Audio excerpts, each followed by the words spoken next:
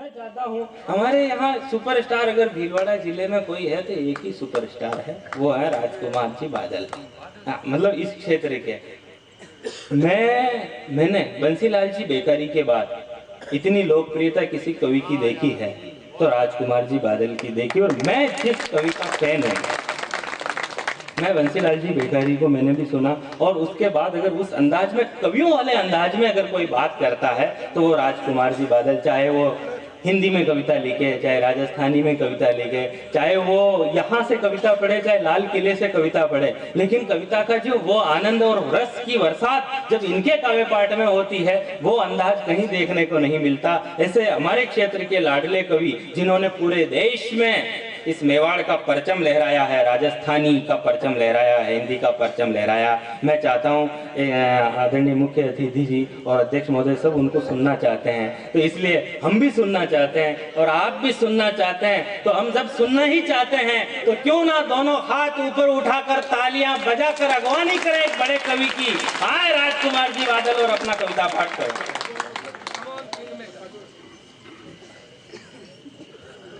कई कौन सी बात है, फालतू की कहता है बड़ो बड़ो खाको बड़ो। ये खेदियो जी आदरणीय भाई साहब ने कह दिया, दिल जी ने, राजकुमार जी ने सुनाओ। यहाँ की बात दीपक चंद नंगे कौन है? नहीं, इनका जो क्रम था राजकुमार जी का वो सबसे अंत में होना था। कोई बात नहीं, और आ जाओ पाचो। मेरा कहने का मतलब दीपक, मैं तेरे को बता दूं, धीरज जी गुजर ने कह दिया कि राजकुमार बादल को सुनो। यहाँ की बात महाराज जैसे जो न मानी डूंगरपुर बांसवाड़ा में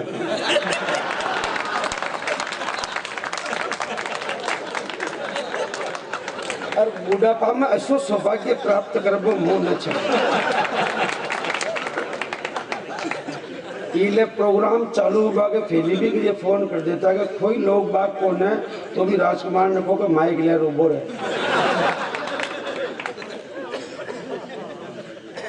इले हूँ भैया मुँह तो 1-1.5 बजे आता हूँ शायद माइक पर मुँह जितना आप लोगों मुँह आधा तो फरा जाता। हमारी तकदीर में जितना होता उतना रहता। महेश्वर सिंह जी हमारे बीच पधारे हैं, गोपाल सिंह जी कोटा सरपंच आए हैं।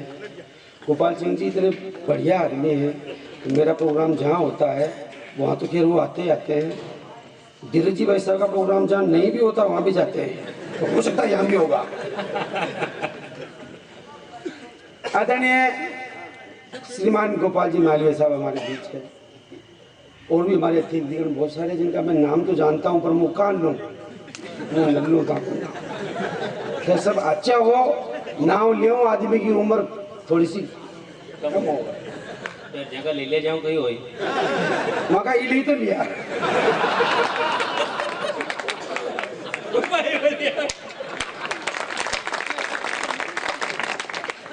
भाई पाठ में बहुत बहुत बधाई देता हूँ।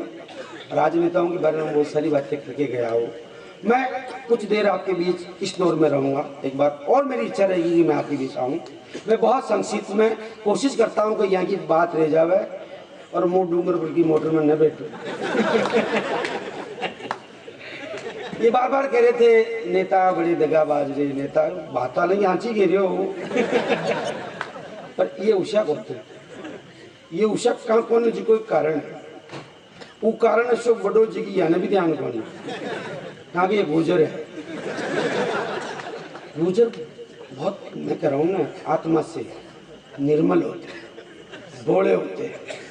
भोला इले हो है जी की अपन ध्यान हो न हो खुद वान ध्यान देवता ने इले अधिकांश देवता गुजरा का डील में आवे। तो यो मुंह खेऊ जोई खे इका न्यू खीन मलावे।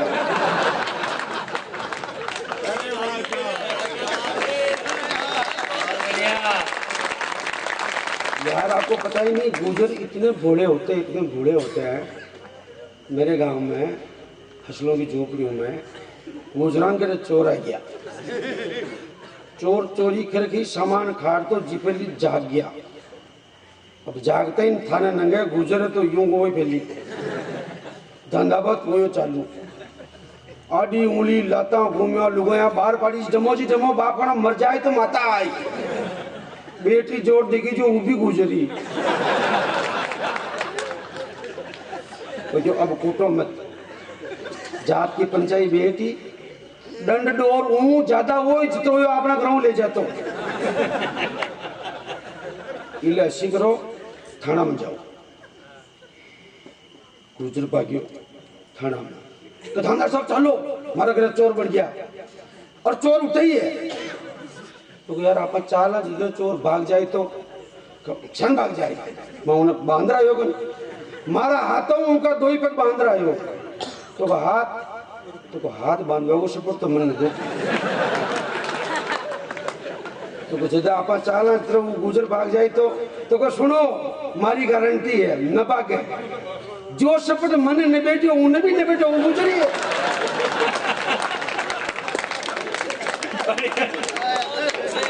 और थानेदार साहब आर देखो जो उठा को उठे उच्च कर पड़ रही हो खोलियो कोने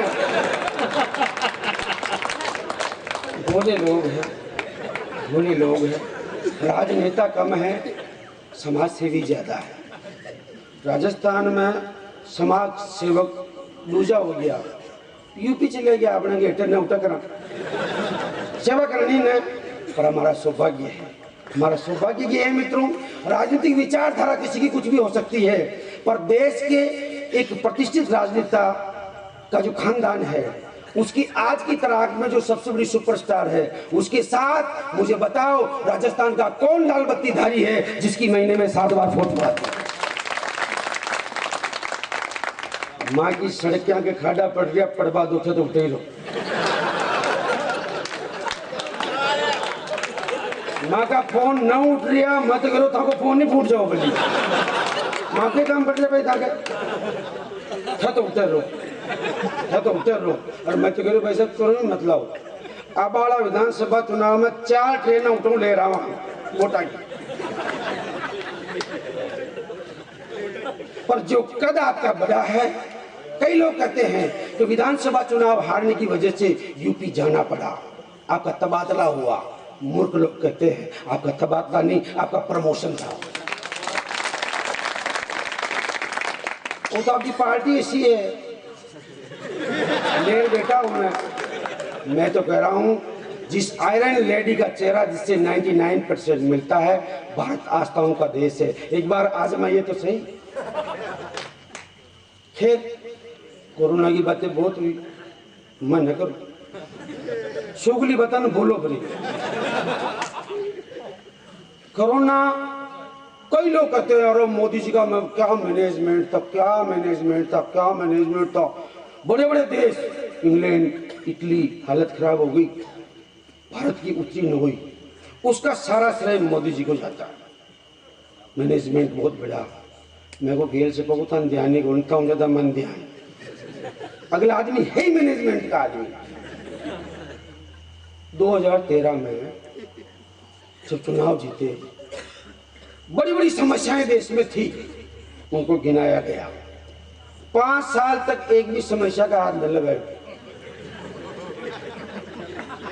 जब 2019 का चुनाव फंसा आया, मैंने अमित शाह को फोन लगाया, मैं कि चीज़ मारो बाप आखिर दुनिया में फरतो ही फर लो, डमी न रहो, कभी इंग्लैंड कभी ऑस्ट्रेलिया कभी तो वोट खाकों पर मांग रहा हो। अमित शाह ने बहुत अच्छी बात की, उन्होंने बताया कि तू मुझे ये बता कि हमने पहले कहा नहीं था कि हम भारत को विश्व गुरु बनाएंगे। मैं वहाँ यह बात तो की, तो विश्व ने पहले देखा तो नहीं, एक पलोटला जिन्हें 4 बार देखा यार, आप विश्व देखेंगे। बच्चे देखा कि विश्व गुरु की तान आ रही कि नारी तो दूसरा काम और है। जब वापस जीत गए, जिस समय 370 भी नहीं हटी थी, राम मंदिर भी नहीं बना था, हालांकि दूसरी जो है बात था वो तो अब भी न हुई, 2 काम उटेम न हो ऐसा। जब पूर्ण बहुमत पे आ गए तो दुनिया के दादाओं ने दांतों तले अंगुली दबा ली, वो बोले ये आदमी होशियार है यार, यो खो में बिना खो दिया उठ जावर, बिना खो लिया मतलब बैठ जाओ। ये आदमी ने फोन करो यार, यो भारत ने विश्व गुरु बना मान, अमेरिका रूस इटली, जर्मनी, 4-5 देशों से फोन आ गए, मोदी जी हमको भी आप मैनेजमेंट सिखाओ। बहनों भाइयों, तो कहता कोई कौन बहन भाई, तो मैं वो मेरा आदत में है ना, सिखा दूंगा। 5 देशों के 5 लोग मैनेजमेंट सीखने के लिए आ गए। मोदी जी ने कहा सावधान में खड़े हो जाओ, मैनेजमेंट के लिए पहले टेस्ट देना पड़ेगा, मैं जैसा करूं वैसा करके बता दो, तुम पास हो जाओगे। बोले जी वी आर रेडी। तो सावधान में खड़े हो। बोले एक टेबल लाओ, एक टेबल पे एक कटोरा लाओ, उसमें गाय का गोबर लाओ। मोदी जी बोले जैसा मैं करूं वैसा करके बताओ। बोले जी we are ready. Modi ji ने गाय के गोबर में अंगुली डाली, 5 ने डाली, मोदी जी ने निकाली, 5 ने चाटी। मोदी जी बोले गेल से पाँव फेल हो गया था, सांक्षण उसके थे डाली जो मैं डाली थे चाटी, तो गेल से पाँव मैं या डाली दिया चाटी, वही डाली वही चाटी। बहुत बढ़िया। कोरोना के मैनेजमेंट का पूरा श्रेय उन्हें दिया गया और हो सकता है हकदार भी हो।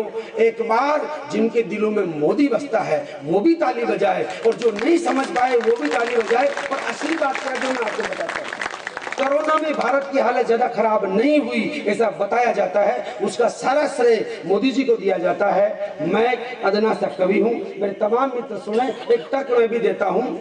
जितनी हालत भारत की खराब नहीं हुई दुनिया के दूसरे देशों की तुलना में, उतनी हालत खराब राजस्थान की भी नहीं हुई दुनिया देश के दूसरे राज्यों की तुलना में।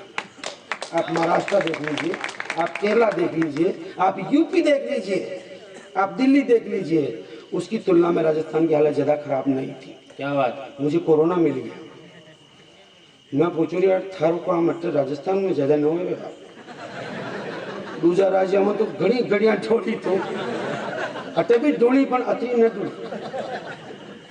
कोरोना ने मुझे बहुत अच्छी बात की, अगर आपको अच्छी लगे, गुदगुदी पैदा करने का सामर्थ्य यदि मुझमें मेरी मौलिक टिप्पणी से हो तो मैं आपका आशीर्वाद मांगता हूं। मैंने कोरोना से पूछा तू राजस्थान में इतना ज्यादा बर्बादी क्यों नहीं कर पाया? वो बोला भाई साहब मैं राजस्थान में नहीं कर सकता। मैं क्यों?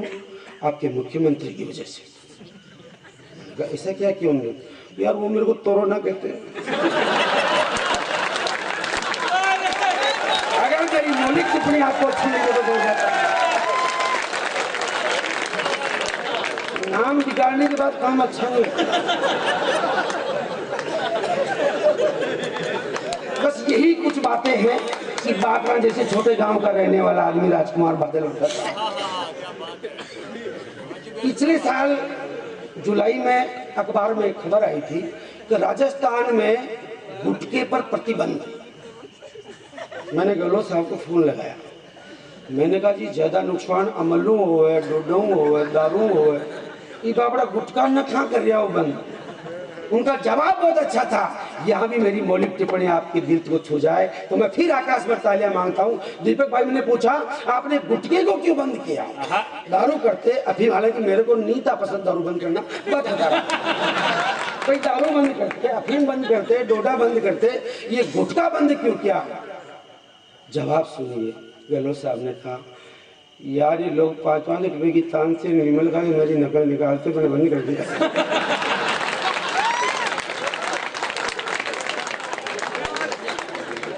कोरोना में कई बातें नई सीखने को मिली। कोरोना में मैं इस तरह की बातें ही करूंगा, गीतों में अगले दौर में सुनाऊंगा। मैं भी 2 दिन पहले रविवार को चौथ थी, आप में से कई लोगों ने व्रत किया होगा, कई लोग इतने अच्छे योग कर रहे हैं, वो इसलिए करेगा उनके मन में कोई नारी जिंदा है। आदरणीय गोपाल सिंह जी ने किया ही होगा, बहुत पत्नीव्रता है ये, इतने पत्नीव्रता है कि कह नहीं सकता मैं कितने पत्नीव्रता है। शर्माओ मत, आप वो नहीं कहूंगा मैं। तो पिछले रविवार को यानी कि परसों करवा चौथ थी, मैं खजूरी आया। भाई मुकेश से मुझे बात करनी थी इसी आयोजन के सिलसिले में।